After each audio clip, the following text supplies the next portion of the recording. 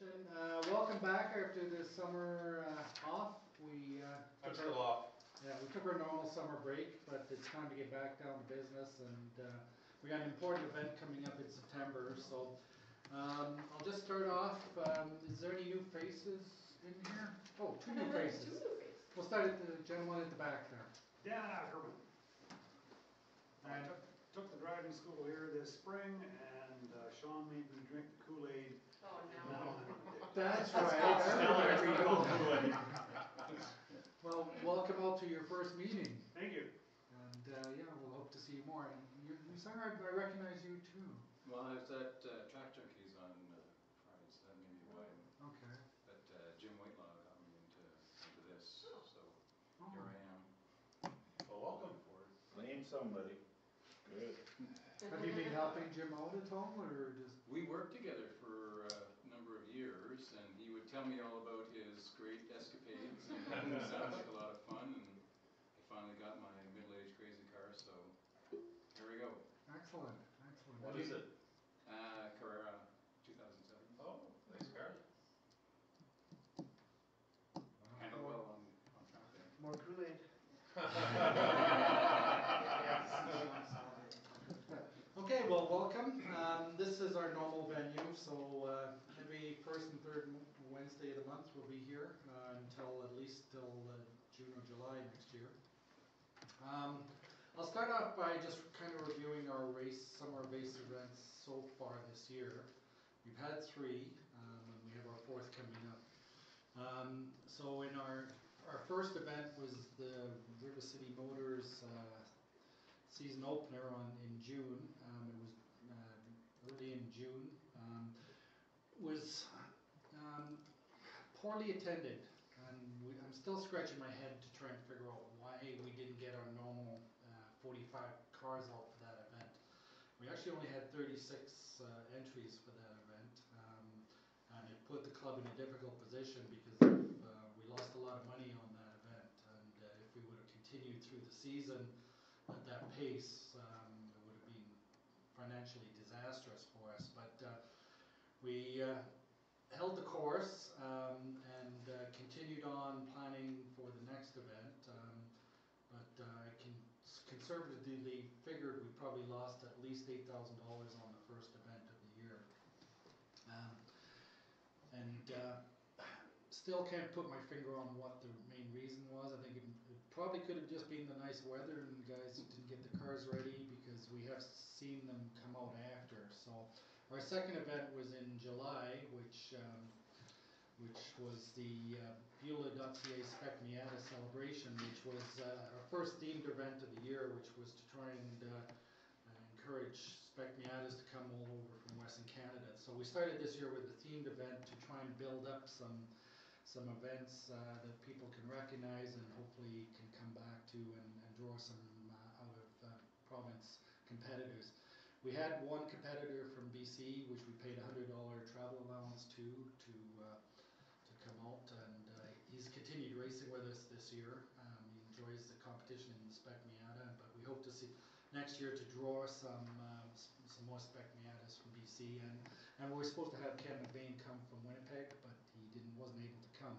So we had 51 total entrants for the second event, which was a huge jump, which was a jump of 15 entrants, which is basically about our break-even point. So there's been a lot of talk about what's a break-even event for the Northern Alberta Sports Car Club, and it's basically about 50 entrants.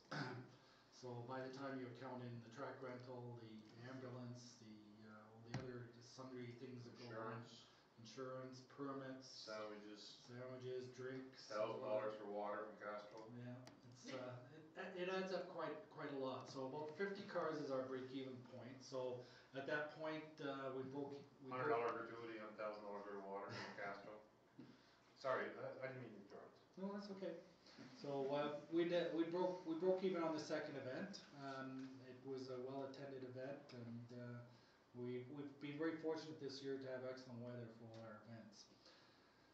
Our third event of the year, which was in August, was the Fast Tech Performance Tire Formula Festival. It was our second event of our themed events, because the Northwest Formula Continental Club was coming up, penciled us in for the year-end championship round.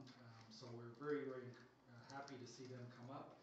There was a lot of Formula cars entered, and again, I should have mentioned in the July event we had a lot of vintage cars come up too. So we had a lot of vintage entries. So we had a lot of Formula cars and a lot of vintage cars, which again boosted our entrance up to 56. So gradually through the year we've been gaining entrance through every event, and we made some money on this last event to get us close to being break even. We figured break even on the season. The final accounting will be done in October after our last event, but very encouraged to see the vintage guys coming back to help us out. Without them this year, it probably would have been a very poor year financially.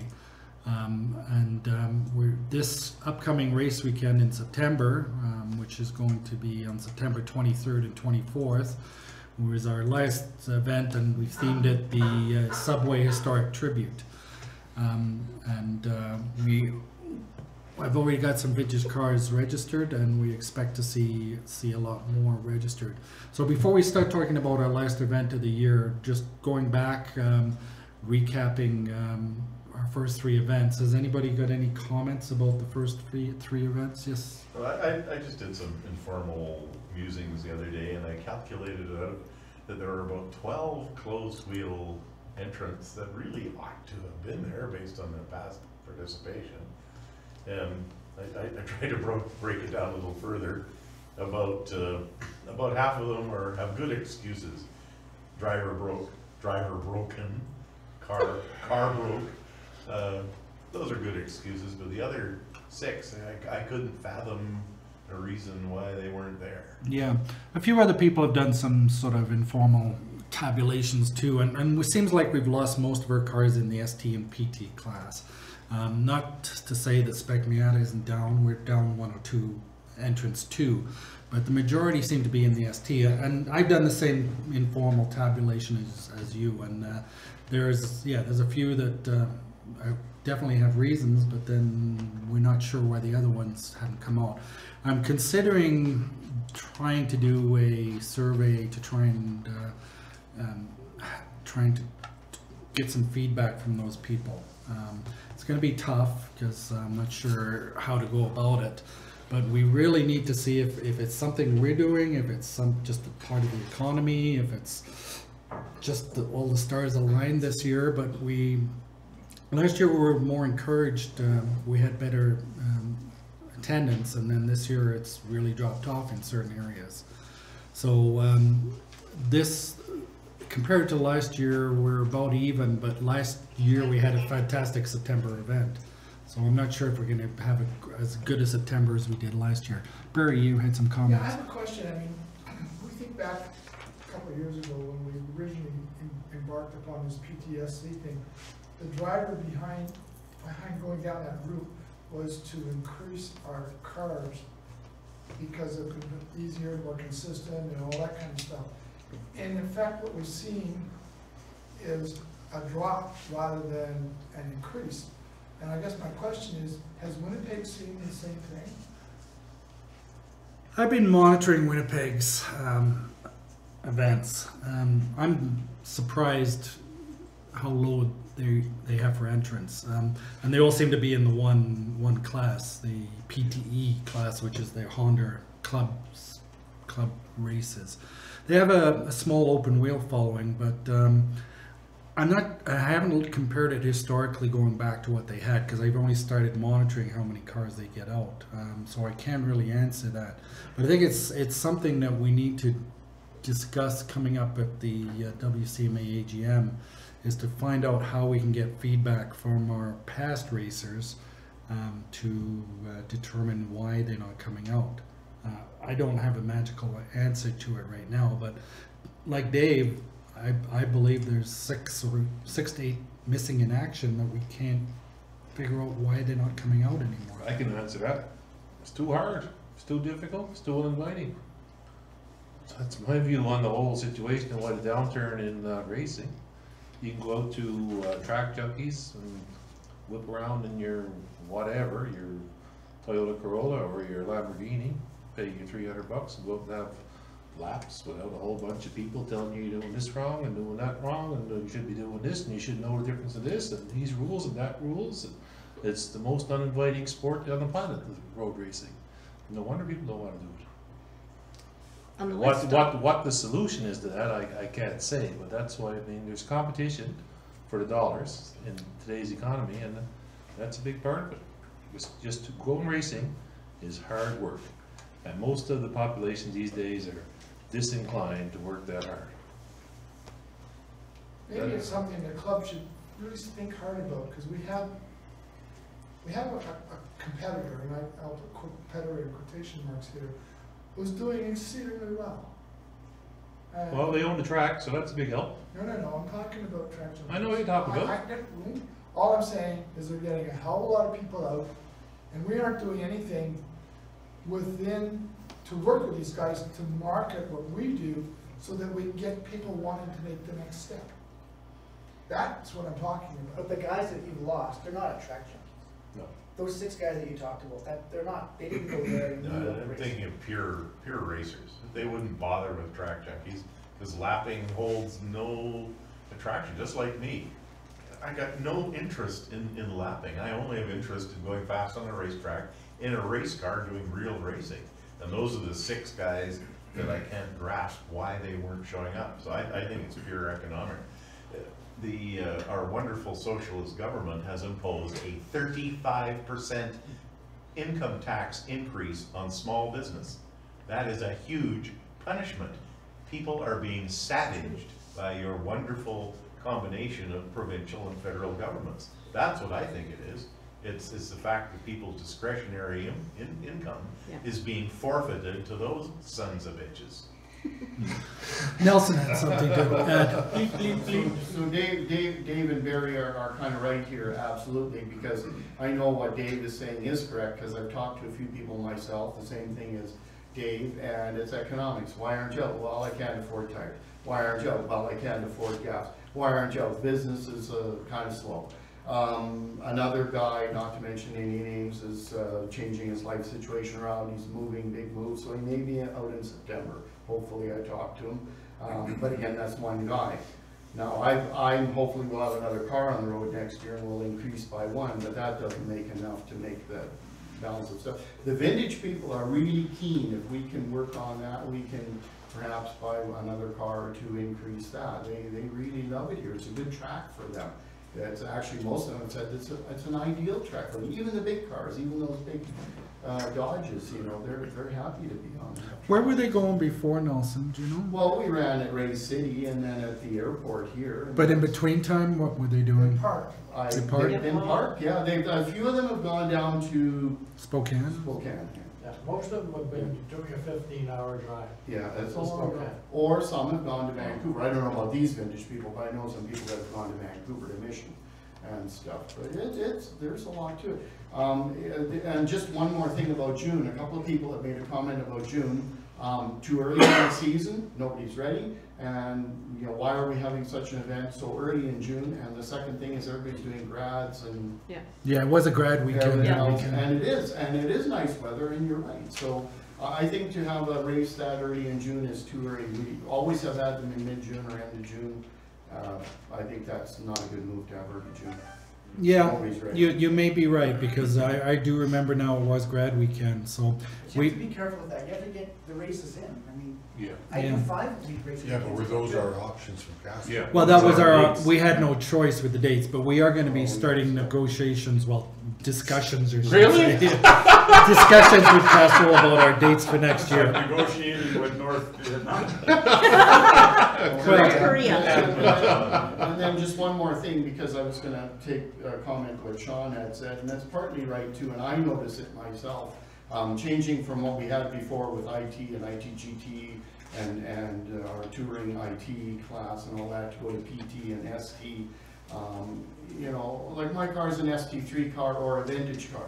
How the fuck it gets to ST3, I have no idea, but that's what it is, and I'm not gonna argue, I have no clue. I think that we haven't done ourselves a favor, maybe I'm wrong here, but I think we've just made the whole thing more complicated, it's from an old guy's point of view. Well, we had an antiquated set of complicated rules, and then we got a modern set of complicated rules. Yeah, right, okay, fair enough. Pretty much. There's no way to make these rules uncomplicated. Somebody's gonna lose and somebody's gonna benefit from however the rules are structured. I don't think it's got anything to do with the class structure. I think this is more economic than anything else. Yeah. Yeah, Barry? What I want, I still want to come back to this concept. We're focusing on people who came out and aren't coming out anymore, and I'm not debating it. We have to do that. What I'm looking for is getting new people. Agreed. Yeah. That's where I would like to spend or figure out some strategy. And if Track Junkies is one example of what we can go to, I'm looking for other examples where we can get new people in. And we need to have strategies for both. I agree with you, Barry, that Track Junkies as a competitor, I'd like to see Track Junkies as a funnel into racing, but So how do we do that? to build a bridge between people make the next step from lapping into racing, I don't know how to do it. I think Because we need to racing make the- is a whole different level of I think we need to preparation make and the work. license process easier. I keep lobbying that at WC. Yeah. Don't we have our racers going to Track Junkies? Well, I go there. Yeah. If I'm working on something and working on a Is car, there working on my- any way that you as an individual No, could no, spread that no, through the guys no, alone? no. It's a different market. I talk to a lot of drivers there because I get to see every one of them. Yeah. They all know now that there's road racing and there's ice racing and there's door-to-door racing. If they want to make another transition. I mean, there's 2 or 3 of us It's hard. there all the time. Yeah. And we're pushing this, within the confines of what we can do. And I think we're gonna see some people come out of that, but I'm looking for something a little more concrete between this club and Track Junkies to see if we can get something moving to encourage and enhance. Any given Track Junkies, there are at least 5 to 10 out of 60 that are licensed race drivers. Yeah. Yeah. At least. At least If not more. Are they racing or these are not? They're lapping their race cars. they're doing They'll testing. come out or- next 3 weeks from now. We have junkies on Friday, right? Yeah. All day. I bet you there'll be 6 guys there probably with their race cars. They'll be out there lapping. That guy, the But guy I'm saying with how the many Miata of them from- are racing in our weekend racing? That's what I'm saying. About 6 of those race cars will show up and run on the Friday. The guy from Salmon Arm with the Sterling, yeah. Sterling. yeah, he comes every time. Good. Spends the day lapping. Gerard's gets- there every time as well. Yeah, I'm there when I'm not broke yeah. or broken. Or looking for an oil can. You qualify in 2 of my groups. Well, we have an opportunity here, guys. Yes, Yeah.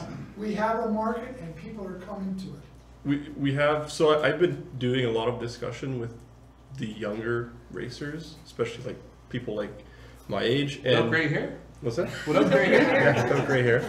So basically, what I think is missing to entice the younger people is the like social aspect and kind of like lifestyle image that comes with racing. It's a lot of guys are like, well, I wouldn't mind coming out to try stuff, maybe like have like a smaller entry fee where they can race in one race or something like that. But they're also talking about like, well, what do you guys do after? Do you guys have a barbecue? Do you have like a dance? Do you go do stuff? They want to like have the whole weekend as like an event, and they can kind of like enjoy from racing to the end. And if they break down, it doesn't matter. They still want to like talk and see and do stuff. And I think we need to like move a lot into Social. yeah, trying to make it like meet and greet and going out to maybe try to hit up every car show we have with our own little booth and stuff like that, and just sort of sell the idea that like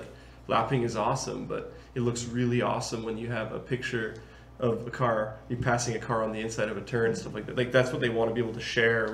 We should be able to give them that kind of access for their social life, I suppose. So For the last 5 years, I've been taking one trip down to the States every year. And the one thing that is consistent in terms of difference is the way that the paddocks are organized and the social events that happen after the racing is finished. They are complete, they are fun, they bring people together.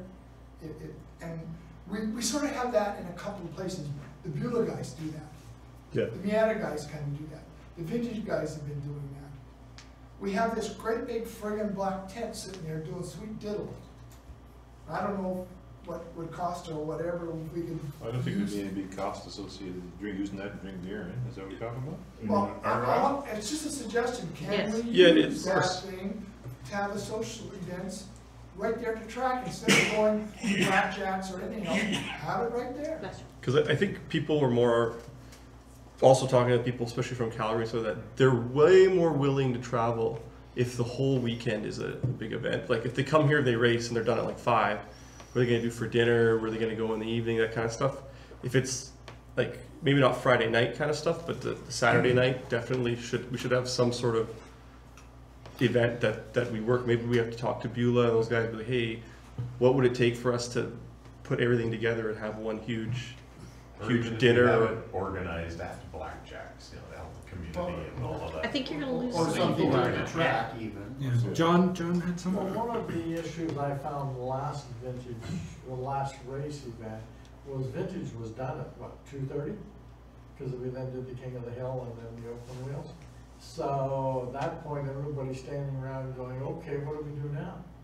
And they all sort of wandered away. If we'd been able to offer some kind of a social function, then we would have had more mingling. Was that on the Saturday or Yeah, that was the the Saturday? Yeah. Lounge is open in the drag tower, Beg pardon? the lounge is open in the drag tower. $8 a beer. Yeah, but they don't know that it's open. I didn't know. it was Yeah, open. I've never known that either. Yeah, that was the first time I think that Actually, a bunch I of only them heard it came over once, to but it was the Springs. first time I heard it was open during the thing. Yeah. Castro will entertain. Just shoot them all up to the corners. Yeah, no, these are all good ideas, and I've actually been in the last week or two having some discussion with the Calgary guys because they want the same type of thing. They want something on the Saturday evening to make it more fun, have it more family orientated, and have something at the track. And they've also been lobbying to finish early on Sunday, which I'm not totally convinced we can do yet, but definitely there's a lot of interest in having some more Saturday evening activities out at the track. And I've also thought about the going off site, but I think you lose a lot when you go off site.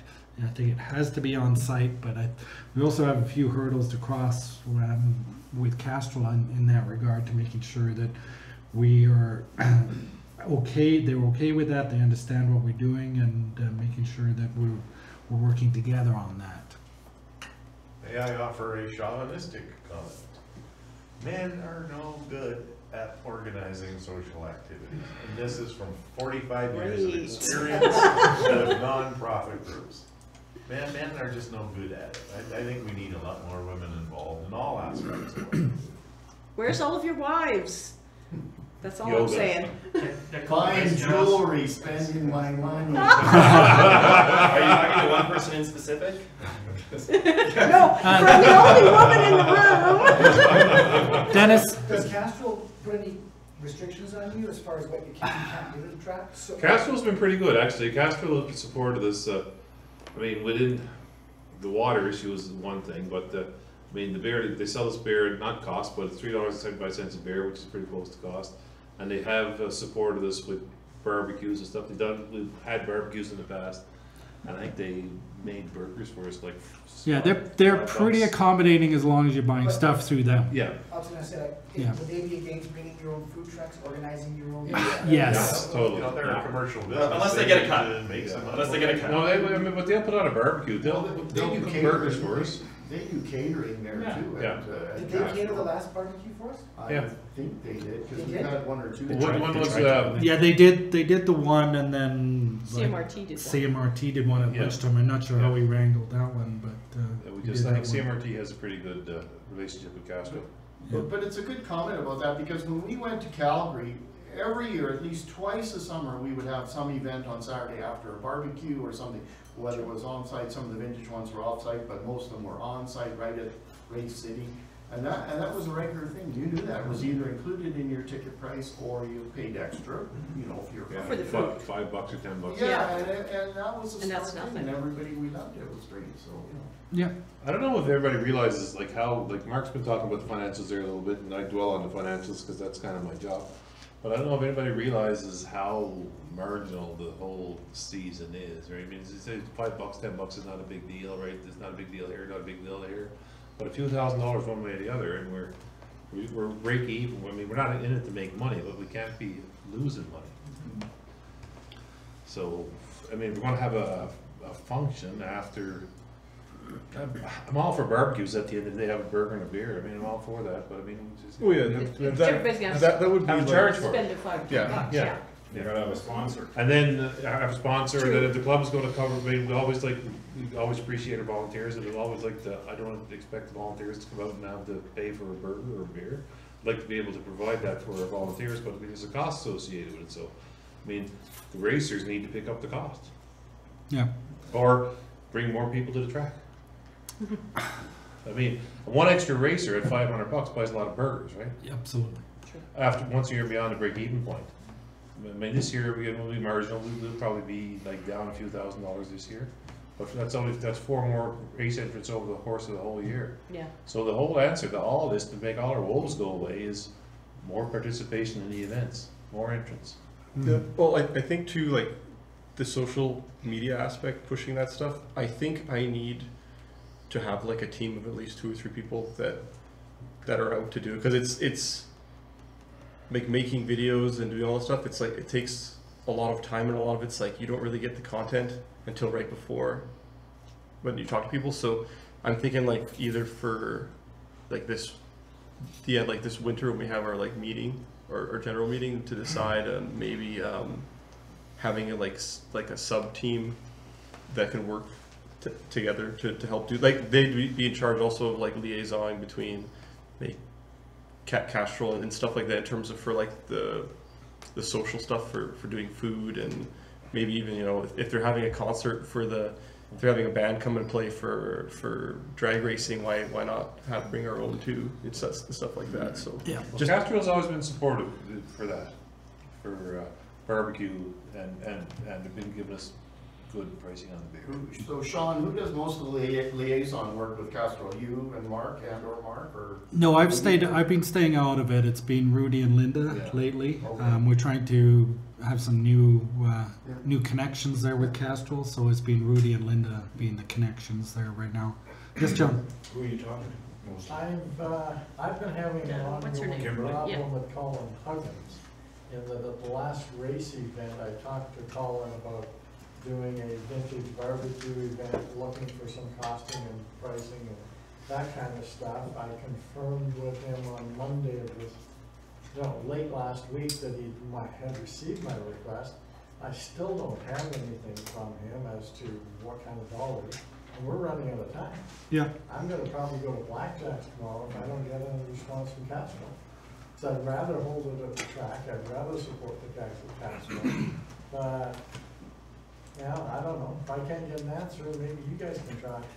Ooh, new guy has his hand up. Well, question, do we do a casino? No. Can we? No. Or not for profit? No. We can. No, you gotta be a But- registered charity. Yeah. We're not a registered charity. No, We- you only have to be not for profit. Because my sailing club does it, and for one night's work, you get $70,000. It's Okay, this club It's used to very have a good. not-for-profit number. I used to have that in my Yeah, possession. you've got a not-for-profit number, but you don't have a charity number. Oh, okay. For racers, we should. You know, the charity meeting. Lots of tires being burned up.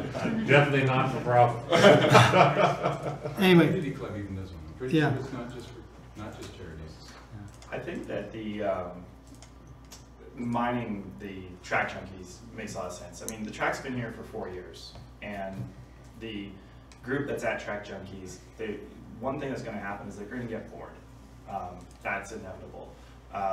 Driving around by yourself, like all the race car drivers in here right now, have already reached that point. And I think what everybody's saying is very accurate. When we get them to the racetrack racing, having a social function is going to be important to give a sense of community. But there is a gap right now, and that's a lot of what you were talking about. The rules are confusing. There might be a cost, well, there is a cost barrier to entry. Economy is against us and things like that. So it's that conduit between these individuals that are at Track Junkies and getting to the racetrack. I've had the fortunate ability to race across a number of different series, and absolutely, part of getting into racing is about that trophy at the end of the day. Track Junkies doesn't really have that. That's the piece that we get to offer. Is when you come out, you get to go and get a sponsor, you get to have a trophy, and social media at that point becomes hugely important, because that's what they YouTube. That's what makes them excited to come out, is seeing that that competition aspect and being recognized for it. So that's the piece that we've got to work on. And when Mark has the time, I do have some things I do want to show people to talk about that, because there's been some really great advancements in the grassroots level of racing. Because when I looked at coming out to race with you guys, I mean, you can't bring out, at my age, you can't bring out $100,000 anything or more. You take a Camaro or something like that was built in this century, and you're already looking at over $100,000 for a proper race car. I think that's one of the biggest gaps for them. And no offense to the Spec Miata gentlemen and ladies that race it, but to be honest, it's not attractive for me, because it is a great low-cost entry-level platform, but it is going away from a support point of view, and it's not attractive to go into today. And I think that's what you see different at Track Junkies, is it's late model vehicles there, not older ones for the most part. So I think there's a key element to that as well.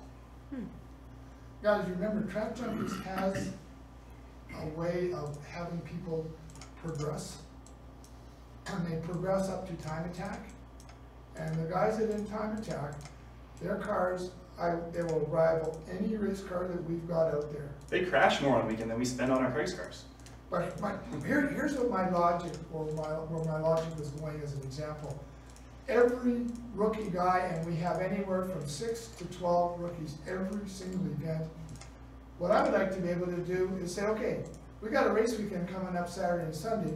Here is your pass, and you are assigned to this crew, and you can live with those guys for Saturday and Sunday at no cost to you, and get introduced to the event, as an example.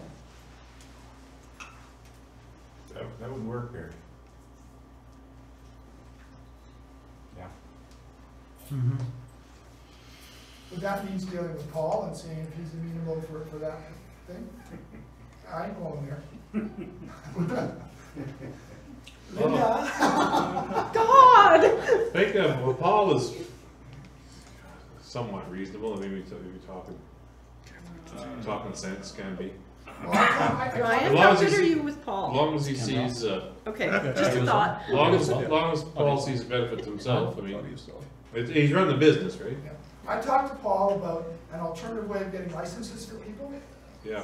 On a one-off situation, and I made a proposal to WCMA as to how we could set that up. I'd like to talk to that off the record. In any given year, there's ways to do that. And I approached Paul, I said he was more than happy to help us. Of course he was. Yeah. He's going to make money off of it. He can make money off. Yeah, and we have had some discussion, informal discussion, and the WCMA is softening towards having a novice licensing scheme in place. So there has been some progress made there. The difficulty I have with it is they want us to give up our track time for a novice group. And, you know, to give up an hour a weekend for 2 guys to go out and practice could be little bit difficult. I don't disagree with the idea, and I think it's got lots of merit, but I think we just need to explore it a little bit more. And what I think we're really missing is getting those people who race jump car involved and getting them an amateur license. The cars are not pretty. They're not shiny. I know they're not pretty and they're not shiny, but there's a racing community They're not out well there, prepared. and we need to build on that and get those give them a path to come into a license situation where they can get an amateur license based on their experience and observation and all of that type of stuff. So there has been some talk in that regards too, and I think it will help. Yes, Nelson. Well, what you just said is actually maybe kind of an interesting idea, because we used to, up until this track and with Track Junkies, as you know, the NASCC used to, every single event, every single year, Calgary here at the airport, we would run a lapping session. Now, of course, we don't do that anymore. So why not? Therein lies the problem. Well, wait, let me finish here for a sec, yes. Why don't we then take what Mark just suggested, not a bad idea, and don't offer lapping, but offer a novice level of racing over the lunch hour like we used to do the lapping, and then they go out in the morning and do a lapping novice thing then too. And you didn't sacrifice any racing time by doing that, and we were able to do that. Now there's one of the complicated things that we're dealing about here. We run the events, NASC or WCMA makes the rules. So anything we discuss, talk about, want to do, try to change anything, we got to go to a higher power to have it accepted. Yeah, but how did we do lapping?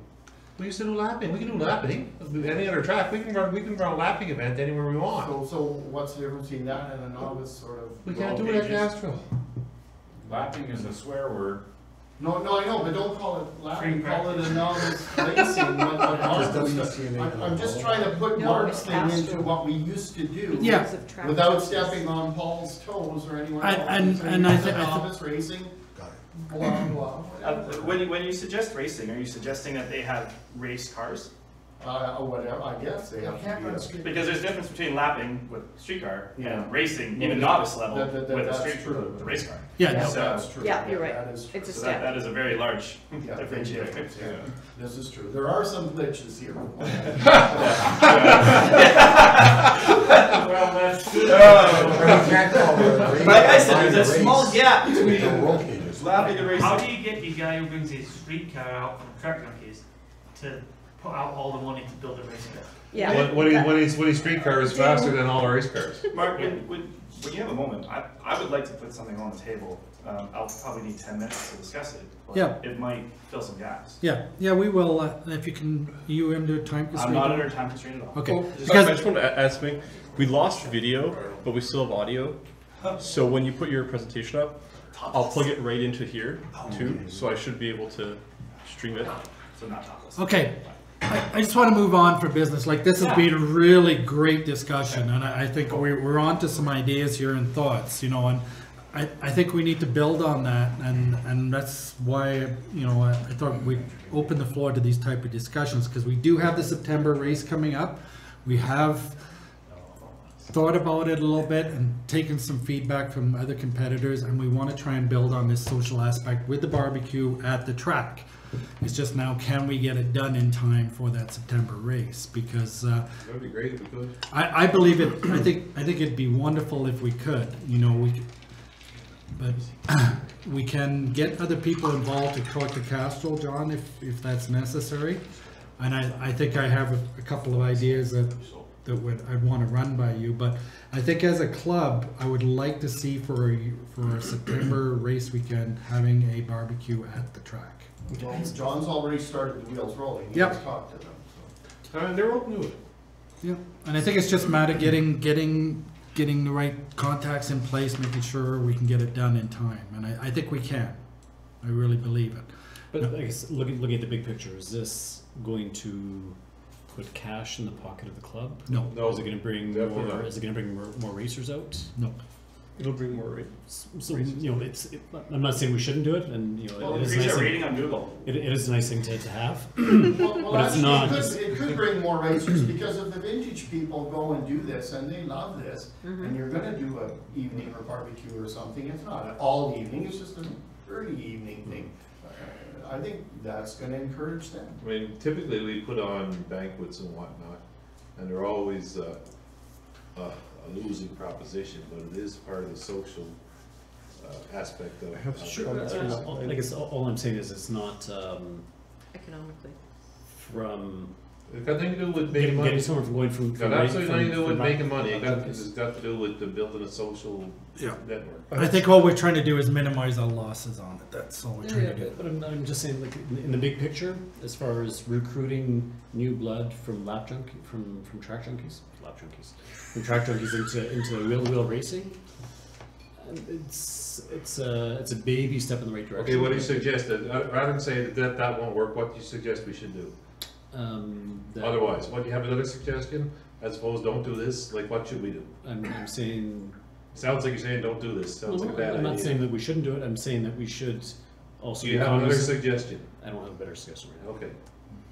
I had some comments from online, actually talking from the old Speedway lapping guys, or mentioning, they said that they noticed that when they started when they had lapping at Fort Saskatchewan, Stratotech, that they did see a lot of people that they pushed very hard for them to come to road racing, but they said basically that the process is almost like you'd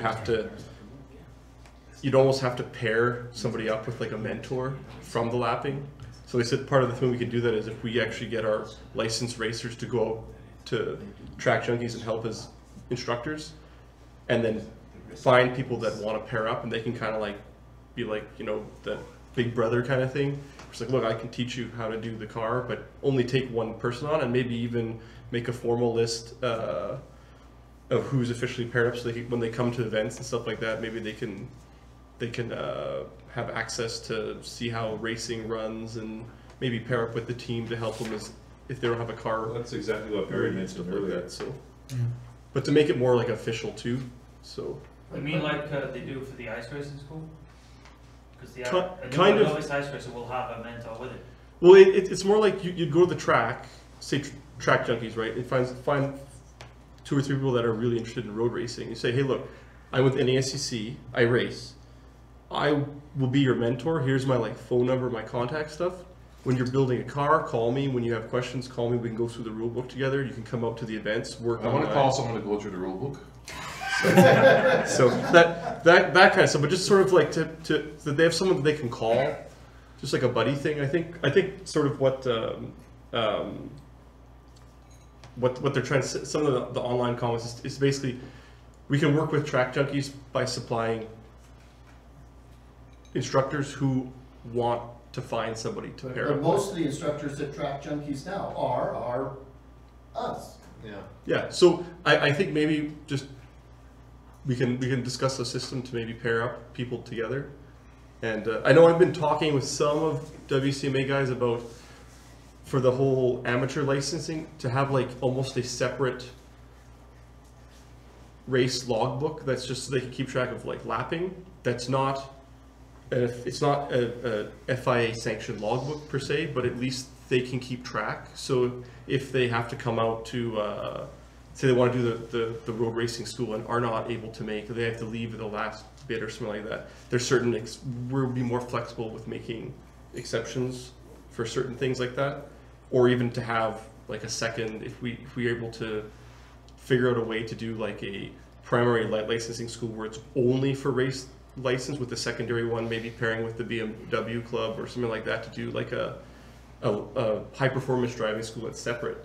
Yeah, but I think that for next year, one of my goals is to start discussions earlier with WCMA about some of these ideas, especially the novice idea, the alternative licensing idea. We need to get on it sooner in the year. Like, we really basically need to start now and start the discussion now, instead of waiting till April to say, hey, what do you think about this? It's too late by then. We got to start that discussion going now to get it in place for next year. You know, one of my pet peeves is, you know, you got a guy going around in a chunk car for 300 laps and doing a great job out there. How are we capturing that experience and putting it towards a license and those types of things? So, yes, Daryl. This might, I'm sure there'll be a bunch of issues with this, but we have talked about talking to Paul about some different ways to work with his group. What about doing a licensing school integrated with a couple of Fridays for specific track junkies groups, where we say to Paul, hey, you guys are you're getting money, and then for like this little bit of extra, we'll run our drills, and like there's lapping, so let them do the lapping, but there's a serpentine, and there's the different things that you have to do, and the test you have to write. And you can maybe spread it over 4 weeks, and it becomes like $100 extra, race license at the end of the summer. Because they don't all have to be done on one weekend, it's just the drills and the tests and all that kind of stuff. And it becomes more economical for the guys. They're already there. At the end of the year, they go, hey, I have a race license. And then maybe in the winter, they go, maybe I should have a race car. Yeah. We see a lot of people coming out to a race school just to get the license and say they have a license. Yeah. You know, it's capturing that after that. But, you know, just having that one opportunity during the spring to have a race license school, we need another alternative stream to get them to get a license. Yeah. Because we're losing a lot of people because they just can't make it that weekend. It's too constrictive. Spread it out, do the novice things. And the selling feature to Paul is that, you know, these guys are paying $400 more over 4 weekends. It guarantees Paul that they're going to show up. Because if you don't, you miss the class and you don't get your license. So, you know, it might be something where that spreads it out, makes it more affordable, and then you just have more people holding race licenses. Because there was that aspect. I was thinking of something like that, but that's a good idea for the summer. Because for winter racing, I was talking with some people like even Jed and stuff like that about having our race school filled up for winter way early. Yep. There was a huge wait list, and we couldn't take everybody like that. So we were thinking about, we used to have a partnership with, I think it was BMW or Mercedes Club would also use the track and do their own high performance driving thing. So I was thinking if we have too many entries total for ice race license and doing the winter driving school, to actually split it into like a winter driving school run purely by NASCC, and then inviting one of the car clubs to operate on the track to do the high performance stuff. But there's issue with that. We have to have, you know, the volunteers and the people we have to come out twice and stuff like that. So there's a lot of logistical things, but I think that might be a good test to see, and maybe we can even pull other groups from that work with track teams to bring them out in the winter time too. As far as the winter goes, I'm still a chief advanced driving instructor for the local BMW club. You know, I can commit the club, the BMW club, to that. But again, got to get bodies out there. Yes. The one difficulty with that is that the instant gratification crowd wants everything organized for them at the last minute at their whim when they decide to show up. And that's a huge problem in this stuff. I got just don't one have an quick answer. Sorry, I just got one quick question for Daryl. I like Daryl's idea actually. That's a pretty good idea. How would we, or how could we sell that to Paul? What you see, I know Paul. I have no idea how we would sell that. I don't think I like this idea. I don't think there'd be any trouble making Track Junkie a sanctioned WCMA licensing school. That's not a problem. Okay. But having dealt with Mr. Conquest over the past several years, Mr. Conquest is a very shrewd businessman. Yeah, the business guy. And once Track Junkies is sanctioned as a licensing school for WCMA and NASCC, there will no longer be a driving school, a racing school that NASCC runs. That is a major portion of the. I mean, everybody's talking about these wonderful ideas, but it all comes down to dollars and cents. Yeah. Once we lose that revenue base, that's what makes the year. We probably make $8,000-$10,000 on a driving school. Once we give that to Mr. Conquest, we're in the red again. We're going to charge more. We're going to shoot ourselves. How many times are we going to shoot ourselves in the head with dealing with track junkies? I'm afraid you are 100% true. I mean, I'm listening to all. This is all wonderful ideas, but Jesus Christ, there's reality in all this too. Ryan's had his hand up back there for a while. Let Ryan talk. Oh, it's for the ice racing thing anyway. So as much as Mr. Conquest would become a sanctioned school, you still need instructors for said school. You can't have one without the other. So if he is a businessman, and for him, it's about cars out there paying for every weekend, Yes. you know, showing up Yes. and getting the money. Yes. Okay. So if he becomes sanctioned and nobody goes to license people, he's no further ahead. So the idea is and trust me, we don't want to race. They'll go. But they won't be able to get certified because there'll be no instructors. There are certified instructors there. But you, as a club, you kind of have to say, instructors, don't certify people if we don't have a mutually beneficial Not about relationship. telling people what they can do in their spare time. That's not gonna happen. Okay. So people are just going to sign drivers off and give them race licenses? Well, no. Right, that's my point. So it has to be mutually beneficial for the club. And I think what we're talking about is not necessarily... I would love to be able to develop a mutually beneficial relationship, but I can't see any way to do it. We want people with race licenses, and then it comes... Then race I'd like to talk to you off record. You kick my ass. No, not at all. I'd like to... Daryl, buy him a beer and he'll be happy. No, I think if we give up our racing school, I'm just looking at it from, I'm not saying give up racing school. From a strictly financial I'm not saying standpoint for the club. Our school is absolutely critical in making ends meet. Otherwise, we've got to start charging $750 a weekend without school. I'm not saying give up racing school. Paul would love to have that licensing. Yes. Yeah. Of course. Exclusivity. Yeah. Well, I'm not saying give it to him exclusive. Well, that's the only way. way. It's an order game in town. The problem is, we don't control it as NASCC, that's a WCMA. Yeah. Well, if you probably want my opinion, you have a lot of licensed professional drivers out there that Paul's making a bunch of money off of you guys to go out and instruct his students. So you know what? If you guys want to put a bargaining chip on the table, know your worth. Y'all paid $600 to get certified. Why is Paul getting your time for free? He's getting it free because he provides track time for the instructors at no cost. And they're not all race drivers. Yeah, not all of them are. That's the open, that's. I understand that's fair. I'd love to build the bridge and make a synergy, but I don't see a way from a business perspective, speaking on behalf of the financial perspective of the club, of how to do it. Without giving up, we'll go bankrupt. Again, I'm not saying give it up. I'm saying make it more accessible, which is what we were talking about. Well, I'd love to figure out some sort of deal that works, but I can't see it. Okay. Move us on, Mark. Yeah, let's get back to the topic at hand, which is the next race weekend on September. We are expecting a big vintage crowd to come out. We're not expecting any open wheels to come out. So I've already built a schedule around that, giving the vintage guys an extra race. But your comment about the early time on Saturday concerns me, John. So I'll look at that and make sure we can do something there, because we are on the Saturday, because we're still running the King of the Road on Saturday. Okay. So yeah, I got the vintage guys finishing it at 2:30 again, which is a problem unless we definitely want to do that barbecue on Saturday. Now I understand we've talked to Archer and got a financial commitment out of them for a barbecue. I got an email from Sue actually yesterday, and anyway, and she is committed Arca to $500 to our cause. Doesn't matter, whether it's a subsidy or all in, however we're going to spend the $500. Arca will kick that in for our September Saturday night banquet or dinner or whatever we want to do.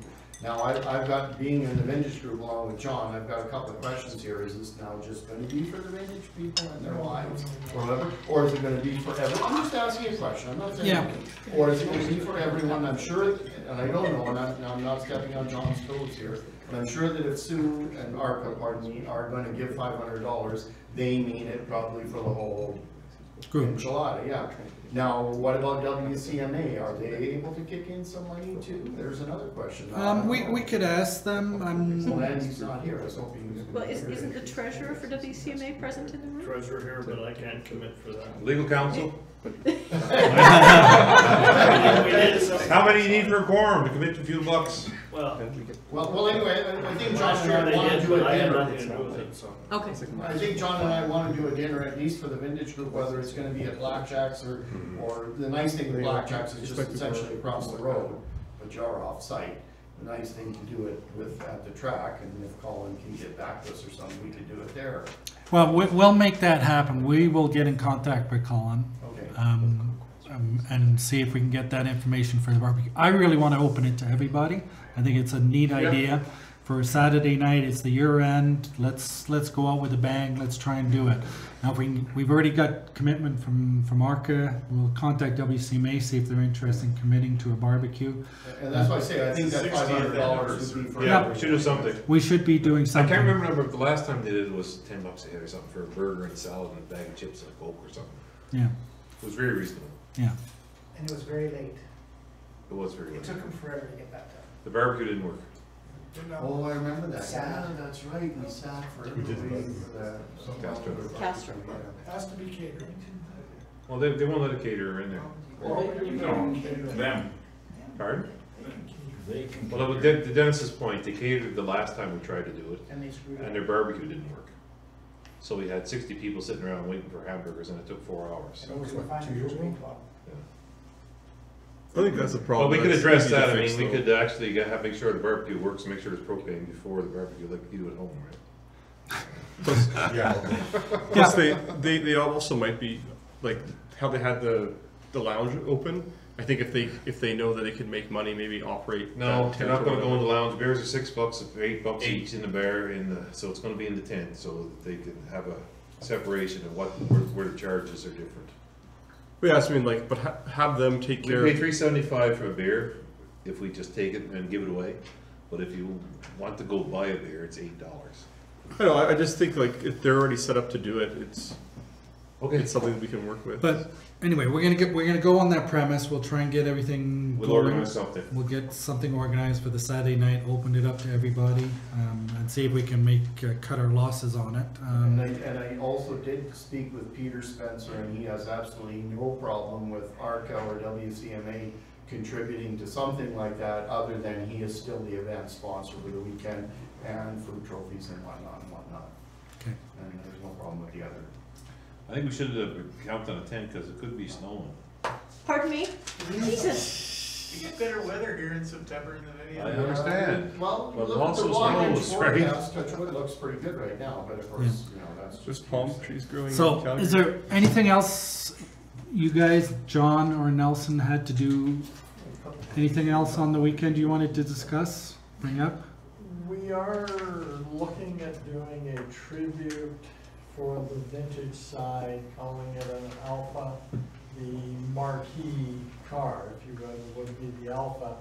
And we're trying to come up with a history on the Del Perro Alfa Romero, which has a huge race history in Edmonton and goes back to late 60s, early 70s. The same cars raced here and has lots of trophies over the years between SCCA runoffs and Canadian championships and stuff like that. So we would like to, at the banquet, honor the Mario and Fred and the car. Awesome. Awesome idea. So that's why we'd like to hold a track, so we can move the car in to the tent, so it's the feature car, everybody can kick the tires. Yeah. Don't wanna kick them too hard. That's right. Well, this is providing Fred will allow this. Fred will allow. Yeah, have you discussed this with Freddie at all? Yes, we have, yeah. Okay. Mario doesn't know. No. That'd be awesome. And we'll put a little bottom line on the tribute thing to and honoring Del Perro family, or we'll figure something out. That's a great idea. Yeah. So. And I'm doing a number of trophies for the vintage. Yeah, I want to talk to you about the trophies, Nelson, because we're going to move the actual trophy races to Saturday, because we have the GT races on Sunday too. So we're going to have a Saturday podium presentation for the trophies. We just won't be giving out the racer of the weekend at that time. You still want to do two? Well, we can still do that on Sunday. We're still going to do two podium presentations. We're going to do our trophy races on Saturday, and then we'll do the GT race trophies on the Sunday. Okay, so that may be able to fill the gap a little bit while the Castle's figuring out how to get the barbecue started to have our podium presentations and then the barbecue immediately after. The nice thing about that too is it kind of keeps people there, and so we can get stuff organized in the background going on. Well, and especially if you're having a barbecue. And yeah, it makes no matter to me other than I sort of have to set it up twice, but it's not a big deal. So everything is ready by then anyway, so. Yep. So we'll discuss that, and I'll give you the schedule, and once we've figured out the exact timing. But I've got the podium presentation, Saturday podium presentation scheduled in for 4:30 right now, so. About the same time. About the same time, yeah. Okay, anything else we want to discuss? Oh, yeah, so question, sorry. September.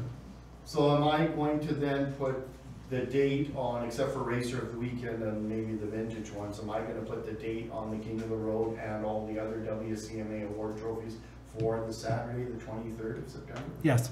And then the Racer of the Weekend for both, and then the vintage and the GT races for the Sunday? Correct. Got it? I think so. I got, are we done? The agenda? Well, no, we're just finishing up on the September race weekend. Has anybody got any other ideas or brainstorming ideas for this last event for the summer? Because I think we've got everything else under control. The big kicker is I'm not here for the September event. Oh, so that's my next question. Yes. So Linda's kindly stepped up to take on a lot of the responsibility. Are you gonna take his job at the podium? Yeah. Sean will. Yeah. I'll hurl Oh, insults. between Sean and Linda, okay. I'll hurl insults at just about anybody. Hand out awards and hurl insults. Actually, the best guy is Brooke Carter. We should get him. So yes, I'll do the podium. Yeah, so it's unfortunate I won't be there, but we've done a lot of the pre-planning ahead, and we'll be in good hands with Linda and Sean and a few other people taking care of things. So. Where are you doing that? Podium? Grandstand. Grandstand. Right at the grandstand. So Linda or somebody from WCMA. Or a place to be named later if we want to do it in a tent or in front of the tent, or you want to set up a podium. Let's talk something Yeah. later. Yeah. Okay, done with Saturday. Okay, moving on. We'll change gears, let Daryl Hart talk, and then we'll bring up any other agenda items. Daryl, a lot of people know Daryl. He's been in the racing community for a long time. He wants to talk to us today about some interesting ideas he's been looking at. So Daryl will. While Daryl is setting up, I just have one other thing that Daryl had mentioned, so keep setting up. Daryl had mentioned one thing as well, is the cost of building and getting a race car going. Yeah. And that is another issue, because now, like I said, I'm looking at doing 2 cars. Well, it ain't cheap. There's a lot of money to get a race car prepped. Yeah, and that's part of it. My computer's that good. Economic. Should be able to. You just have to put the gear on. Yeah, I will. How much you You can buy one for about $85. Do we need how much? Yeah. Yeah.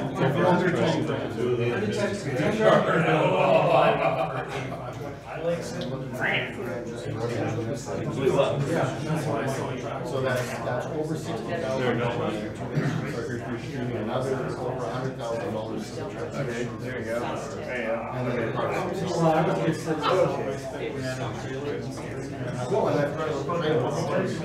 would have sold everything for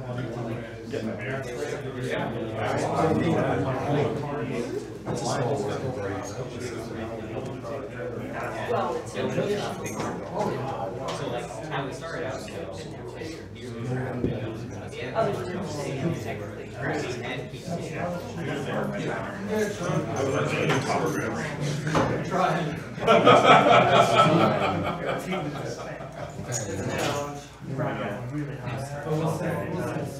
Then I have to apologize for the way you. What is it?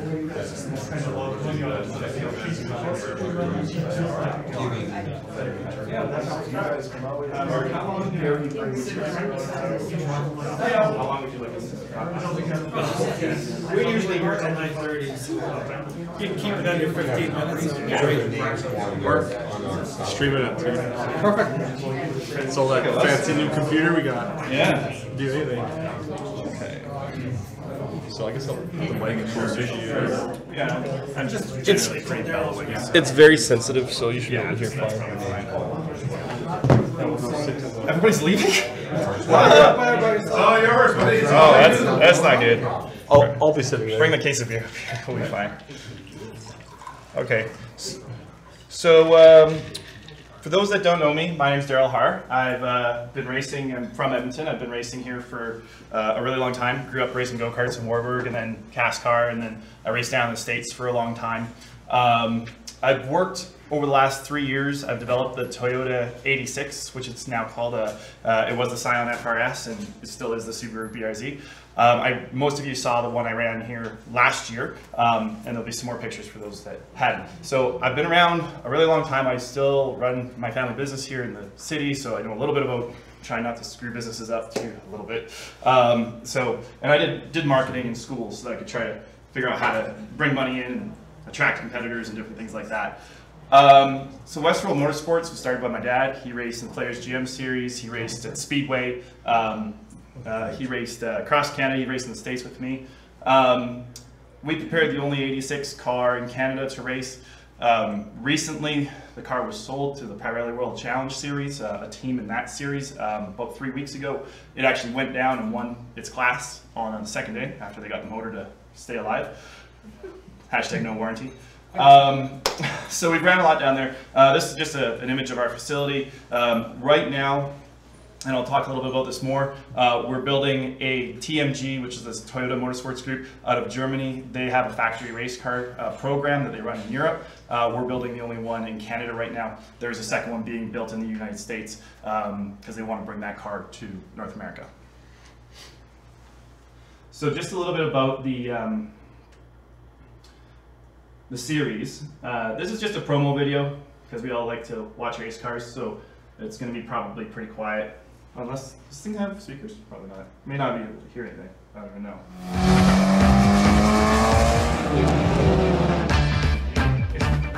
Okay, so this is the promo video from the series from Europe. This car was developed on the Nürburgring with Toyota. It has an FIA certified cage in it. It uses a naturally aspirated 200 horsepower engine, which is more or less stock to control costs. The suspensions are Bilstein dampers, two-way adjustable Bilstein dampers. They use Alcon front racing brakes, and all of these parts are built and available from Toyota. They all have individual part numbers. They're all available for order directly from Toyota Motorsport. If this becomes something that we want to try and promote locally or in Canada, these parts would be available locally for people who want to use these cars. This is a very highly supported series from the changeover from the Scion to the Toyota. They've tapped the gentleman on the shoulder by the name of Rob something in the US who did a lot of development for them, and they are now building a car down there, which they intend to take on a tour next year. Yeah.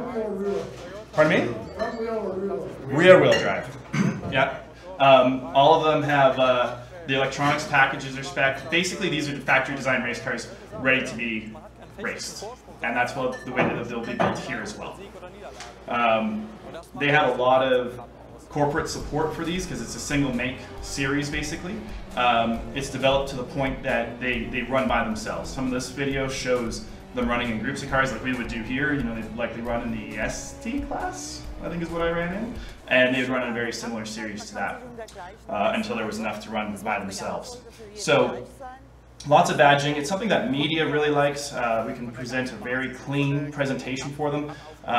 They order their driver suits straight from TMG so that they have a proper look, and fans come out to watch these cars race basically.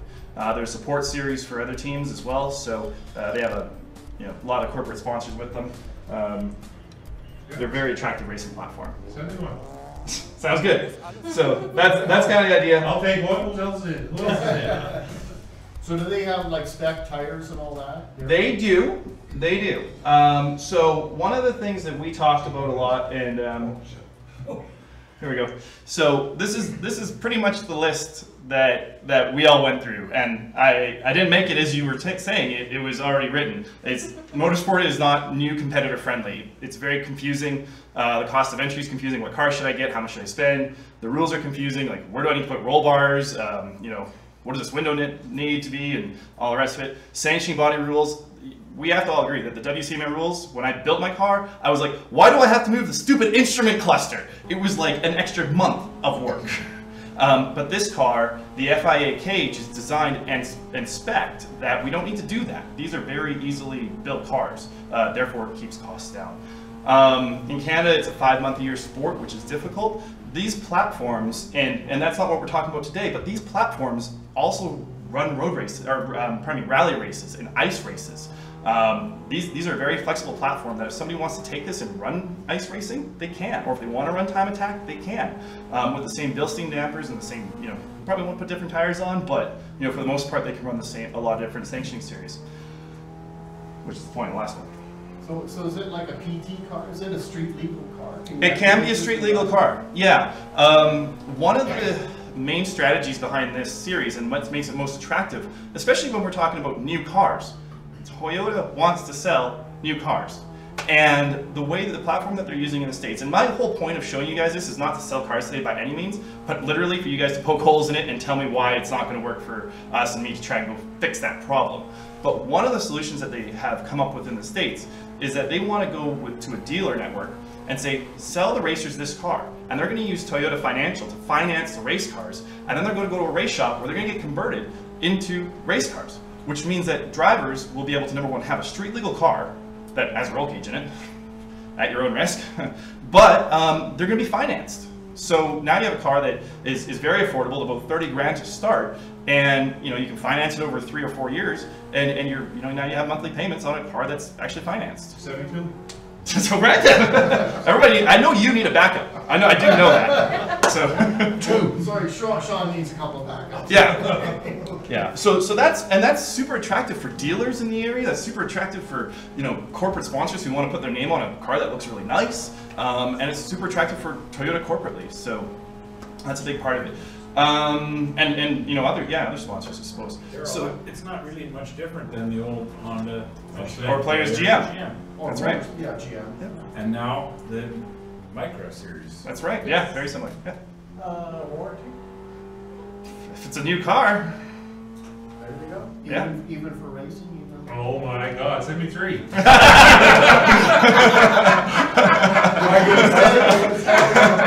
I will say that I did take my engine that I put valves through pistons into the dealer, and they took a look at it. They took it apart, they looked at it, and they said, well, when you go from 4th to 2nd and rev it up to 9,000 RPM, we don't warranty that. But with that being said, if it's a mechanical failure that's within what they consider to be normal operating range, they would have warranted it. So, can't take it there with the front end missing. What can we say for that? Yeah. Well, the concern I have really with the apparatus is the number of engine failures we've seen with the time attack. Yeah, and I mean, there are ways to prevent engine failures in these. We have seen engine failures in the racing. I ran a $300... Who cares? Yeah, it's under warranty. It's fine. No, I ran an AccuSump in my car, and I did not have any problems, with the exception of my driving and how I used it. So an AccuSump just basically keeps the oil system charged if there's low times of low oil pressure, and didn't have a single issue. So it was fine, and it's $300. It's not very expensive. Okay, so this, as I mentioned, this car, tarmac, rally, ice racing, it's all over the world. So there's parts aplenty. They use their stock lures, stock roll bars, stock, everything that you want to put in it is very stock, with the exception of brakes, the dampers, some bushing upgrades, and that's good. The interiors, as I mentioned, are all FIA certified, and they do a really nice job with things that will attract young racers. They have carbon fiber door panels, they have the beautiful bucket racing seats, they have the Momo steering wheel type of idea. So it's something that, you look inside of it and 4? Are we up to 4 now? Okay. This is actually the car that my car beat. This was in Salt Lake City about 3 weeks ago. This is the TRD car that was at SEMA in 2016. That was directly from Europe. They actually raced it in the US. All the parts and pieces and what we're talking about is being able to take current FRSs, but also new 86s, and convert them into race cars. And anybody that's been up to Track Junkies knows that there's probably, what, half a dozen FRSs that come out weekly? Regularly. At least. At least. And to your point, it is a very close group. It is a group that will come out and really enjoy hanging out there, and as far as we can tell, it's the right demographic with little smaller gray hair. Yeah. Yeah. Well, I'm looking at you. I'm getting there. But it is that attractive price point. And you know, a lot of these cars, there's a gentleman I was speaking with, I sold some parts to, he says, my car is strictly a lapping car right now. I went out and bought a new one. This one is only for lapping. That's somebody who's ready to put a roll cage in that car. It's his race car now. They're 4 years old. They're getting to the point that, well, I want to keep racing, but this car, if I sell it, it's only worth 10, 15 grand, maybe. So I can't buy a race car for any less than that. So we should take those guys and try to move them up into racing. So that was that specific car. What's the power to weight, Daryl? Pardon me? Power to weight? About, not much, not very good. 30, about, with driver, about 3,000 pounds, 28 to 3,000. Yeah, it's heavy. 200 horsepower. But it's enough to get you into trouble. And you know, if people want to step out of the class, I mean, I can't keep them in it. But there are ways to put more power into these that work really nicely, but it's going to take them, you know, other places. So this is the car that I built. For those that didn't see it, it was really good. The only time it had a mechanical failure was when I broke it. You know, yeah, like I said, it ran really well down in the States. So, but you don't own that car now, Daryl? I don't. That's the car that's been sold. I do. I'm building a second one right now. With the success of that vehicle, Pirelli World Challenge Series put me in touch with Rob Holland. That's the gentleman's name, who sold me the set of TMG parts that are basically used to build the factory race cars. So I'm doing that right now in St. Albert. So this thing in Europe and coming over here now, it's obviously there's many other series following it. Like loosely, other than the cost and the financing and maybe entry level, so it's like based on the Porsche Cup. Yeah, it's designed to be basically a single make series, and Australia and New Zealand, they have a full-on single make series like the Micra Cup here in Canada. The Pirelli World Challenge Series, their goal for it, as we just talk unofficially, is to bring the car in under a specific rules package to run in what's called the touring car A class, which is a touring cars with about 200 horsepower. So they'll run against Civics and they'll run against a few other designed cars, but as they move along and Toyota becomes more involved, they do want to evolve it into a single make series. Sort of like spec Miatas now. Correct. Yeah, actually they run against the Miatas. You're racing right against them, to be honest, the new cars. And with that being said, all the vehicles that we build here will be eligible to go race in the States as well, in this series. So if somebody wants to see a progression path through their race vehicle, this would be a way to do it. If it's an FRS conversion, they may need to do a little bit more because they want to see the 86 body cladding and whatnot on it. But that is something I'm talking to Rob about. He's talking to Toyota about grandfathering these cars that make it a lower cost of entry. What sanctioning bodies? Pirelli World Challenge Series, which used to be SCCA, okay, but they're kind of their own thing right now. So it would be eligible to race in that series? Correct. Yeah, that's right. So this is just a couple pictures of the build that I did. It's a bit different than the FIA build, but you know, they come with the oil coolers. They're going to have the 6-point mount fire suppression as well. Mine was street legal. Window nets, there's bay bars and different, these are oil cooler lines and stuff like that, as well as the AccuSump line to save the engine. I had a question from the internet. They said, asking, are you able to sell kits for people who want to do it themselves? So we won't be able to sell kits to build new cars. What we'll be able to do, because since the cage is FIA certified, it needs to be inspected at a shop that's certified to put it in. So the cage won't be available to an end owner. However, once somebody owns a caged car with the upgrades and whatnot, those people will be able to buy all the spares and pieces for the car. Because since all these parts come from Toyota directly, unless you own a car, you can't buy them. So the full kits, no, but the rest of the parts, yes. So it's not at all a do-it-yourself project other than a few little bits. You have to buy a car from whomever. That's right. There is the ability. Well, there is the ability. It has to be built to a certain point with the cage and the brakes and the coilovers. But if you want to finish the interior, if you want to finish your seat, if you want to finish a lot of those other things, you can do that. Yeah. You said it was, you have, so is there an FIA design for the cage? There is. That's available to the constructor or available to? Only through Toyota. So Toyota has to build the cage? Who's like? Toyota, my right, these things, yeah. who's gonna build my cage? So I will build it. Okay. As of right now. After I build this first one. But I don't wanna build my own cage. Well, you have to go get it certified. And it costs a lot of You money. won't be able to do that unless you have FIA certification. That's right. Which is not easy to get. That's right. So the reason that the FIA cage is kind of a big deal. It's a really big deal. I understand. That's why I'm asking questions. I know, but there's lots of people here that might not. Okay. Fine. Carry on. You and I are going to have to go have a discussion after.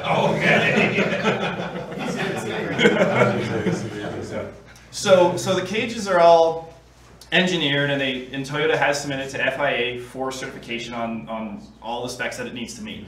Once the cage is installed, an FIA inspector still needs to come and look at the cage to ensure that the quality of installation meets what it's supposed to have. So the car I'm building today, once that cage is in there, somebody's still going to have to come out and look at all those welds and whatnot and make sure that the fit is as it was designed. So your welder and fabricator will be all certified, have certified welding. Right. Yeah. Credentials Exactly. and whatnot. There. Exactly. Yeah, so that's the big part about the cage itself. Interior, again, there's a lot of the crash nets the right side crash nets required, the left side crash nets optional. The FIA roll bar padding styles, the removable steering wheels, so on and so forth. This one you can see the left side crash net, which again is optional because it's pretty tight. But then the 5-year FIA 6-point harnesses. Aftermarket coilovers. These are a different build, but Bilsteins are what come with the kit today. And then these are true race cars in the sense that all the air conditioning and pieces like that are all removed, which is what you expect to see. And then it has the venting and cooling. Down on the bottom right, you can see the Accu sump, which is an optional piece, but I do recommend them. How do you recommend it? Yeah, they're really good. They work well.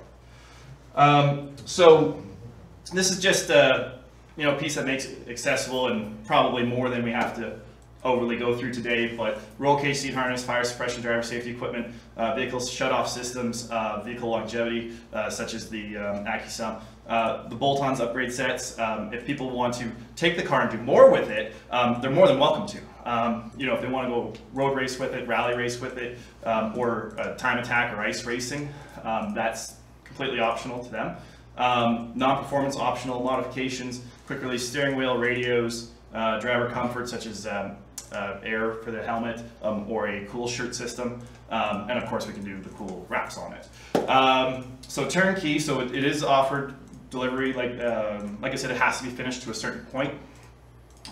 Locally available replacement parts through dealerships. So that's something where, again, we can go out to some local dealers, get them involved. Say, if you guys want to be a part of this, make sure you have the parts and maybe throw some money in. And then the TRD race parts, such as the brakes and things like that, make sure that those are available locally as well.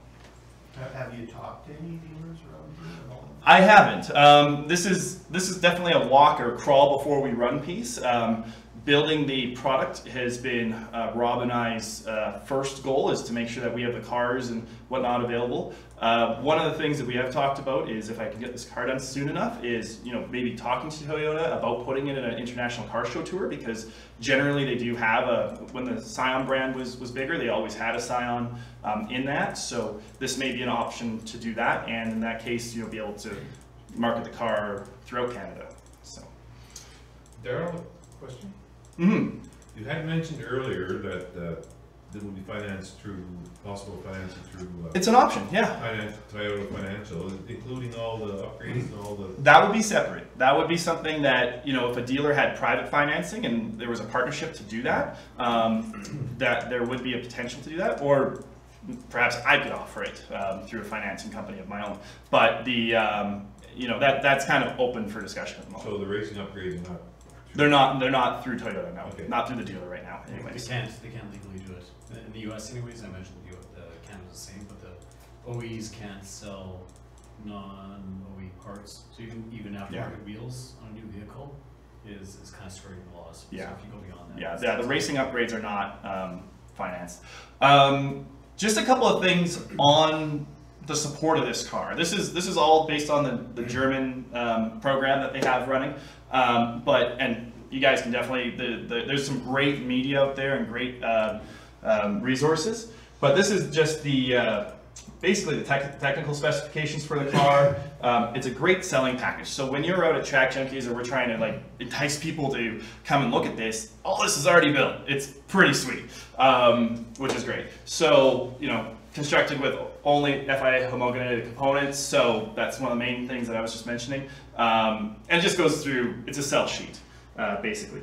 The starting cost of this is 38.5 euros, I guess, which when you Google that is around 60,000 Canadian. But, you know. 1.5 is your conversion. Yeah. So, yeah, that's about 60,000, just under. But of course, getting in here and figuring everything else out and stuff like that, it might be a little bit different, but that's kind of close to where it is right now. But that's all in with all the racing junk and everything. Yeah, let's not, it's supposed to be. But I think this was built in 2012. So I think that the Canadian price is kind of more in the 75 range by the time you're done, 70 to 75. But you know, again, that's part of the discussion tonight. Is like, where does it have to be? Can it even be anywhere close to being a good idea? For our clientele? So now you're down to 70 half a car. I'll buy one. I got someone to race with. So this kind of goes through a lot of, again, this is just on the Toyota Racing website, goes through this is the sell sheet, which is pretty cool. Detailed specifications, so on and so forth. Now, this is kind of neat. I already talked about most of this. This probably is the coolest document I've ever seen when it comes to being a racer. This is the manual for the race car. It is, I don't know how many pages it is. Let's see here. It is 115 pages, and it takes you through every single system on the car. Engine coolant, coolant type, oil pumps, you name it, it's there. And yeah, so I'll just kind of pick a page at random here. Here's our wheel studs. You strip a wheel stud, there's the part number you need. You order for TMG, or if you find it from ARP, you just buy it from them, because that's what it is. But the point of the matter is, the parts are really easy to get. And I find that that is one of the biggest things in racing is, I bought this great car, but how do I do this? This is basically factory customer racing. And it is so accessible and so easy to find an answer to your problem. They have troubleshooting in here. They have, you know, yeah, there you go. So this is, they talk about the coupling rod, and they have images and graphics and torque specs, and it's crazy. So I'm not going through the 115 pages, but the fact that this exists for a race car, I've used it a ton, and it's really cool. So, so that kind of checks off the how hard is it to race, or how easy it is to race. This is a big help. So what I'd like to do now is just kind of open the floor up to feedback and questions and thoughts, and you know, what everybody kind of thinks of this. Because like I said, this is just me telling you guys what I've been working on, and now I really am interested in what you guys feel the potential of it is. How does it compare price-wise to buying a Micro Cup car? It's a wonderful question. I have no idea. Because if the Micro Cup car is 35,000, then that's a better option. If you want to race 115 horsepower and front-wheel drive. Yeah, but if there's 25 of them on the track. Oh, and drive to Quebec. That's right. No, I mean, He makes a good point. yeah, you make a great point, and I think we can probably deduce, you know, what the difference is, because the upgrades of the car are probably very similarly priced, to be honest. So the base cost of a micro car is 20 grand? I don't even know. Does anybody know? Has anybody here looked at the Micro Cup? Okay, so nobody cares about this. I've watched the Micro Cup, and it's some of the best racing I've seen on YouTube. Yeah. So realistically, the fact that it's 150 horsepower doesn't matter. We as race car drivers like close racing. So if you can do the Micro Cup for 35,000, yep, that instantly blows this out of the water as far as I'm concerned. Mm-hmm. As we're talking about entry-level racing. At 70K, Yeah. you're going to end up going up against the new MX-5 Cup cars they have too. They are very similarly priced, and that is You can't buy any of them, I think, right now, but suggesting you could get your hands on them. You are spot on. That is exactly the demographic that they're going after, because that's what these race against. The Micro Cup races against what would be considered like the TCB class in Pirelli World Challenge Series, and they're getting rid of that class. It is entertaining. You're right. The racing is really good, and I'm not gonna lie. It's like lawnmower racing. It's really close, but they've decided that it's not something that is attractive for fans, and it's not necessarily a long-term play for drivers. Yeah, but realistically, we're not bowing to fans. We're trying to get race car drivers. Fans become race car drivers. Yeah. Yeah, but most fans don't have 75 grand to buy a normal day-to-day car, let alone a race car. That's true, but we are talking race cars. This gentleman's well over $100 grand on his. That's just for one car. That's not counting trailers. Well. Yeah, but it's still, a nicer trailer. But to my rig and my cars, and now we're building another car and another engine and 2 tractors. Barrier to entry is cost, absolutely, and I completely agree. So that's one reason why I have really put on the plate with Rob and Toyota that we use the FRS, the car that exists today that you can buy for 10 to 15 grand used, and we convert those. That now becomes a $35,000 race car. That's a lot more realistic. Yeah, absolutely. And that's my goal is to provide an entry level way to do this, and to reach those people that are at Track Junkies today with those cars that they're miled out. They're race cars now. I mean, a lot of them have done upgrades to their cars that they don't even want to drive on the road anymore. Yeah. So that's just the next logical step for those. So I completely 100% agree with what you're saying. And the fact that if you could find a way of financing the modifications, that will instantly make it more attractive to everybody. Yeah, and I think personal financing it's a thing. It exists. If you have credit to finance something with, they'll finance you a toilet if you want. So right, I think people. That's only $100. Right. Well, yeah, I'd say just like some comments I was reading online. Some of that. I think like realistically, like for short term, you have something that like you can probably get under 2 racers here in the short term. I don't know what long term would be, how you support it and everything like that, but I like support anything that gets more cars on the road. I think that the market for this, I don't know if you'd have enough cars to run its own series, but it's definitely, there are people at Track Junkies who will spend 70 grand on a car, which if you have this finance that they can drive around and do that. So I think it's a good idea. I think this is going to be more, this type of racing is what the younger generation are going to be getting into, because like they might be able to like finance a Micra and then and after like get FRS and like just sort of work around. But it's just good to have cars that are legal to go on the road. Like So they're going to be caged and on the road? That's something I'm going to make a comment about, because I'm on the rally side of things, and this province has a problem with registering caged cars. If the car is registered beforehand and you take it on the road, that's not my issue. Insurance? Yeah.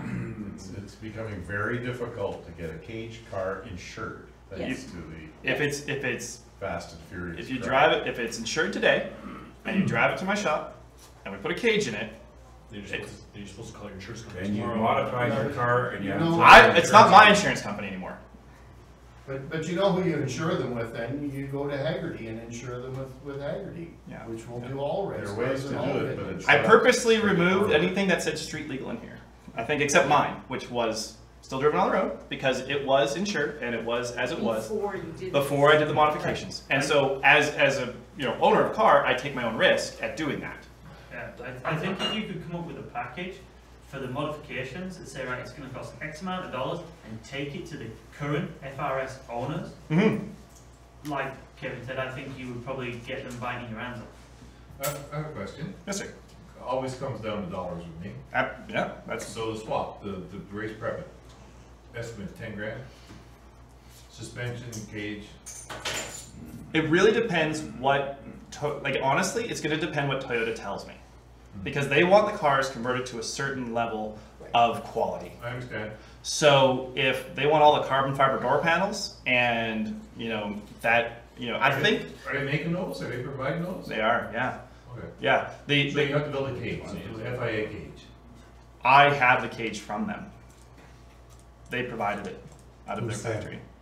So you have a cage? All pieces? Yes. It's already prefab, comes in Then, so Yeah. you put it in, and then you get an FIA inspector to come and say, yeah, you did it right. it's Correct. down, So no. cage, $5,000? That's how much the parts cost. Yeah. The installation is on top. Yeah. That's right. Yeah. Yeah. The conversion is probably going to be between 15 to 20 The grand. cheapest part of the cage is the tube, so you're talking about $10,000 cage. Yeah. There's lots of different prongs. Well, no, it won't be that much, but yeah. You could do that. You could come up with a package for a guy who already has an FRS. That's right. Someone who wants to buy the bare minimum, Mhm. and then someone that just wants to come up to you, give you a checkbook to say, give me a race car. That's right. Yeah. And then you've got 4 different models that you can speak to someone, gauge who they are, and you say, oh, this guy's got deep pockets, I'm going to push the full race car on him. Or this guy's not got deep pockets, but he's interested in getting into racing, and he has an FRS, so he's the lower end. Yeah. And if they could all race in the same series, you're very quickly going to end up replacing Spec Miata with Spec 86. Yeah, I think the way it's going, like, I bring Spec Miata, but I think the FRS is the new Spec Miata, and I think everybody that knows anything about motorsports realizes that. But I think the biggest hurdle to this is, me personally, if I was going to spend $75,000 on a race car, I'd just go buy a cup car. Yeah, and that's where they And want I'd to just go out there and wax everything out there. It won't. My car beat the cup cars last weekend. What? Yes. That's what. Where? What track? In You're Miller talking Motorsports Porsche Park. Cup cars? Oh, sorry, I thought you meant the Mazda Cup cars. Hell no! And I think if you're Hell no! I think if you're gonna buy a Porsche Cup car, you can afford about 4 of these for the price of one of those. A 996 or a cup I car, was just not your gonna cup say, car. I've been looking at Porsche Cup cars, you can't get not a decent one for 70 grand, so unless you know. No. Back on the Kool-Aid again. It's Okay, definitely whatever. going to get to the. I'm not arguing with dollars and cents here. I mean, what do I? As you said, you could pick up a second-hand FRS for like $5,000 now. Yeah, that might have a dent in it, but But it's going to be a race. but you're right. You're right. You're not. It's gonna be a race car. You're spot on, and that's what I really want to talk to them about. And that's kind of if you were going to pick up a secondhand FRS and this is probably the best question that I can ask tonight for say 10 to 15 grand, because I think that's the average price without the 100,000 kilometers on it and stuff. What is the proper price of asking the racers in the group to put the conversions into it, to where you want to have a proper race car? Obviously, there's the safety conversions, which is the cage and the bottles, and we can't get around the seat belts and the seat and stuff like that. But we do have optional things such as coilover systems and that kind of piece. So I think it comes back down to the title financial aspect of it. You get somebody that's financing. Today's younger people, without the gray hair, don't really care what the dollar value is. They care how much you got to pay every month. Every month. Yeah. That's the thing. So you get it into something that's reasonable. And if you drive it on the street, I mean, what does it cost to finance a car these days? $300 a month, $500 a month? I don't know. Yeah, but that's if you're going brand new FRS. Yeah, that's a brand new. The cheapest way to get into this is to have the second-hand FRS and then finance the upgrades. But you gotta do That's the way I would look at it. You gotta rebuild the engine and the transmission and the differential. Why do you? Street Germany Because probably it's a get it. race car. Well, eventually you have to do that. Yeah. Yeah, first race usually for me. Yeah. And the front end. No, but and one thing that I'll speak from experience on is that the people that buy these cars, they wreck them. It is crazy. You go on auction sites, you can pick up a whole spares package for like $6 grand. That includes engine, transmission, all the bolts, and some fenders. 12,000 kilometers on. Yeah, because they're very, very available, and they sell a lot of them and they wreck a lot of them. So I think they make great race cars. I think it's a good idea. To add to that then, do we know if there's an Edmonton-based FRA? oh, there's such a huge club. They have like Then 500 members. this and- kind of package needs to be presented to them as well. Okay. Well, it sounds like there's a few head nods, so I will talk to Rob and I will say to him, here's some options that the club wants to do, and try to put some things together a little bit more officially for you guys. Yes. So Darryl, what's the process? So you buy a new car, or you find a used one or whatever. You buy it, you get it insured and registered, whatever. If you'd like then, to. Well, okay, whatever. If you're Yeah. gonna drive it on the street. Yep. If you're not, you buy a trailer and My thing will say don't drive this on the street, but that'll be up to you. I agree with you. Yeah. So then go buy yourself a truck and trailer and all the rest of the gear, and however much that's gonna cost you, that's Yeah. 100,000 or more. Yep. Anyway, now you get this car and you come to you. Yep. Put a cage in it, put bottles in it, put all the stuff in it, rig up whatever things you've been talking about here most of the evening. Yep. And whatever it's gonna cost, 70 grand, more or less. And now your shop is doing this? Right now, my shop is building the first one in Canada, so the idea is that we will be certified to do this, yes. And you say Rob, Rob is the gentleman that I work with in the U.S. He does the importing. He's not in your shop. He's not in my shop. He is working with TMG directly, Toyota directly, to bring the parts to North America. Now, is this separate from Daryl and Carl Har? Is this now a separate entity? Is this your race shop? This is still Westfield Motorsports. Westfield Yeah, it's still Daryl and Carl. It's the name I was looking for. Yep. Yeah. Quite all right. Yep. The car you're building is brand new? No, it's actually an FRS. It's one I had in progress at the end of last year. And when I was working with Pirelli World Challenge Series, they said, Daryl, hold on a second. There's a bunch of stuff happening. They submitted, number one, that I had a car that I raced, because I raced the car that I had at Laguna Seca last fall.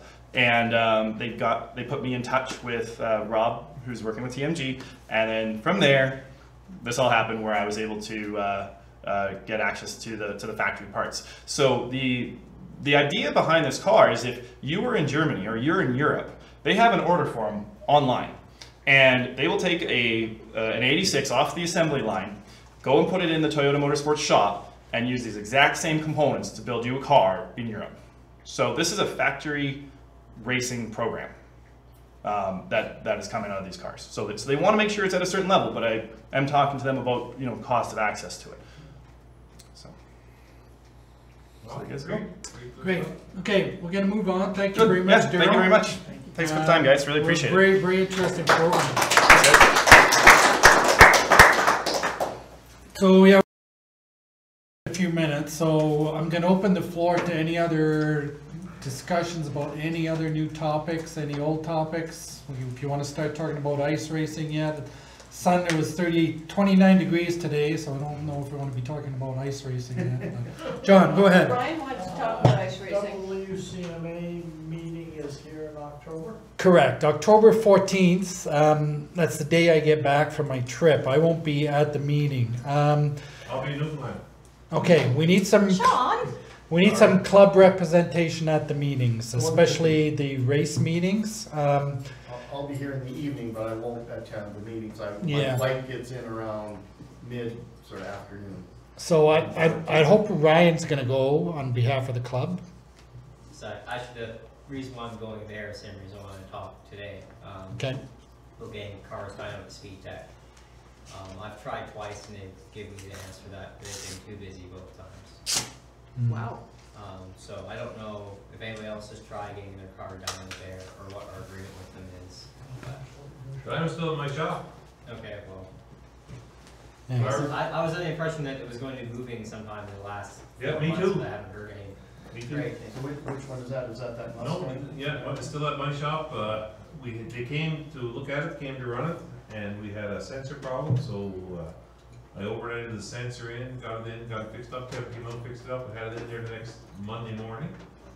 And I emailed and texted people at Speed Tech, told them the thing was, dyno was up and ready to go and ready to come to test it, and I haven't heard from them since. Yeah, but they are extremely busy over there. Yeah, it should be, like, I'm planning on going out there to do the final check with one spec me out, I think tomorrow or something like that, just to make sure that, to go through the dyno, I was gonna have the guys come and watch it, so they could. The Speed Tech guys? Yeah, to come out, but it depends, I have to still. But I don't know, but like having the dynos, they have a dyno, so I don't know if it's gonna make any difference to their availability. Yeah, if they are not able to get, just give me a call and I'll talk to their, what's the guy's name? Jesse? Yeah. Jesse and Matt, and just to make sure that, because like, yeah, they have to be able to squeeze you in on short notice kind of thing, so. What was the thing, Ryan, you trying to have your car down and couldn't get it dyno? Yeah, I went got down someplace else, but I know that we have an agreement with Speed Tech for that, and. Well, they haven't taken possession of the dyno. Yeah, once they have the dyno. That's what I was just asking. Yeah. So anyway, getting back to the original thing, let's one step at a time. So the WCMA AGM is October 14th. We need club representation there for the meetings, because I think there will be some minor tweaks to the rule changes going to be happening. Minor. I've been in discussions with Gary Roberts about making it a best of series. I think it's a good idea. So if anybody's got any thoughts or interest in representing the club in regards to some of the rule changes and the rule changes we had this year, and in regards to the points and all that type of stuff, if you definitely have some thoughts, I'd like to chat with you about it. Like I said, unfortunately I won't be there. Sean won't be there. I'll be able to go. So, but if there is some general interest in attending those race workshops, I think there will be some discussions. The club definitely needs to be represented at those race workshops. But do we have a heads up what was changing or was proposed? No. There wasn't. You never know. You have to go. Last year. No agenda proposed. You just show up there and they hit you with a whole bunch of rules that you never heard of, any thought of before. Yeah. So someone needs to go there and defend the club's position on all that. Well, I'm going to be there, but I don't always know what the club's position is on a lot of the rule changes. No is the answer. That's just it, right? Like, we'll take that under advisement. When I hear them, I'm like, yes. Okay, I like rule changes. I don't think there's going to be any major things. There's going to be some tweaks, I think, because I think the rule set points structure and stuff was fairly well accepted this year. I think it's just more maybe about around the best, making it a best of series and thinking ahead to what happens if and when the Carstairs track gets built and having 2 racetracks in Alberta and those types of things. So yeah, I can chat with you about that, Ryan. I can send you just some quick thoughts that I have. What's the plan for that other track? Couple of years still? No, if they get approval, they still want to move a little bit of dirt this fall if they get approval right away. So the thought is if it does get built next year, there probably won't be any organized events there, but they will have some track events. So. Lapping and stuff like that, because the rest of the infrastructure won't be there, but definitely So a couple of years still before really sanctioned. Before 2018, we think there'll be race events there. 2017, we think there may be some lapping and other types of events there. 2019. Yeah, 2019, 17 right now. 2017 is all. 2019, yeah. Sean. I'd like to talk a little bit about the WCMA AGM. Yep. The WCMA AGM is a good place for the WCMA to do whatever they like. Without input from the clubs, they tend to do whatever they like. So the thing, if something is proposed and not voted on, it just progresses into law or the rules. So the biggest thing is that we need to take that back to the club and we'll take that under advisement. Otherwise it just flows through. If no one opposes it, just goes through and becomes law, basically. Yeah, you need to have your voice heard. Yeah. That's the whole point of having this session. It's communication business, and communication has got to be both ways. Well, if Ryan's going to be there, and if one other person maybe, and then between the 2 of them they can. Yes. Kevin. Yes. I'll be going. Yes. Where's the, Here. But I'm a younger person, right? So I'm more apt to. The 14th of October, Saturday, 14th of October, See. all day. It starts at what, 9 in the morning? 9 in the goes morning, to So all day is 1600, and then the banquet is in the evening. The banquet and awards is in the evening, and you'll be getting a trophy, Dennis, so you're going to be there anyway. So. See? It's in Leduc. Yeah, it's in Leduc. You should have all got an email about it. Just make sure you read all about it. The NASCC, guys, the NASCC is subsidizing all workers to attend the race, the awards banquet for the $40 amount. So if you're a worker, make sure you take advantage of that. And make sure everybody comes out and supports our races for the awards and have a good time. It's always a good time. It's always a good dinner. I'll be there all day. Good job, Dennis. What's the name of the hotel? Edmonton Airport Inn or something? No, it's the Leduc, yeah. Leduc, Best Western. It's the one on 50th Avenue. No, they changed it this year. Yeah, they changed it this year. It's not the same one. It's not the same one. Oh crap! It's a different Should have read the details. Yeah, it's Executive Edmonton something. Yeah. Something or other. Yeah. Oh, the Royal Executive. Royal Executive yes. Inn. Where's that? Is that in NISCC then? Yeah, the first airport overpass. Yeah. All the way overpass and the first building on your right. Okay, I will post something on the website and Facebook about it. Any other subjects? And the name and address and all that. Yeah, I'll so post that. everybody gets I wanna talk about something, but I wanna talk about it after the meeting's over. Off the record. Executive Royal Inn, 8450 Sparrow Drive. Okay, any other stuff on the record? Just on the right. We will then adjourn. We'll hang around here for a few minutes. I'm sure people want to go for beers and chat about stuff. So thank you very much for your attendance. I won't be back till October 14th, but we'll get this. So just so that John isn't hanging with this again. I will email you tomorrow. Okay, and John, make sure. Yep, I'll be in contact with all of you four guys and Linda. Know your trip, where you going? Gonna go to the Singapore and Malaysian Grand Prix. Gonna go support Lance Stroll. Yeah, are you ready? We are so jealous of you. Sorry? Are you driving? Okay, that's the end of the meeting. And Mark,